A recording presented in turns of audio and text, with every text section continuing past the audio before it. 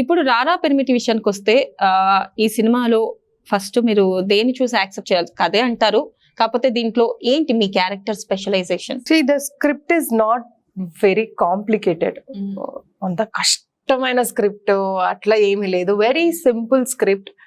Speciality ఏంటంటే ఒక్క పర్సనే ఉంటారు, మిగతాదంతా డబ్బింగ్ వాయిస్ వస్తుంది.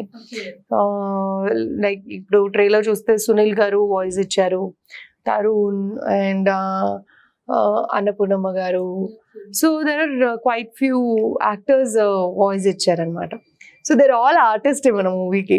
సో బట్ నేను వర్క్ చేస్తున్నప్పుడు ఇట్లా కెమెరా చూసుకును, గోడ చూసుకును, కోడితో మాట్లాడుతుంటే ద వాయిస్ డైరెక్టర్ ఇచ్చే వాళ్ళు, associate director, like it was very different. I'm listening some ఒక లేడీ అసోసియేట్ డైరెక్టర్ ఉంటే ఆమె బామా క్యారెక్టర్కి ఆ డైలాగ్స్ చదివేది.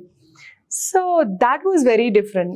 ఏమి రియాక్షన్ వస్తున్నారో నాకు తెలీదు, కానీ ఇమాజిన్ చేసుకుని ఐ యూస్ టు పర్ఫార్మ్. కానీ అట్లా చేసేటప్పుడు ఎవ్వరు లేకుండా మీరు ఒక్కళ్ళే చేసేటప్పుడు ఒక ప్లేస్ లో మొత్తం షూటింగ్ అంతా జరిగిందా? అప్పుడు ఏమైనా కష్టం గానీ, అంటే ఎవరు లేరు కదా అనే ఫీలింగ్? అందరూ ఉన్నారు కదా, ఇప్పుడు మన కెమెరా వెనకాల ఇంతమంది ఉన్నారు అలా అనిపించదు కదా. మనం కెమెరా ముందు ఇద్దరే ఉన్నాము, వెనకాల చూడండి ఎంతమంది ఉన్నారు. It's like that. సో మొత్తం టీమ్, సినిమా టీం ఉండేది.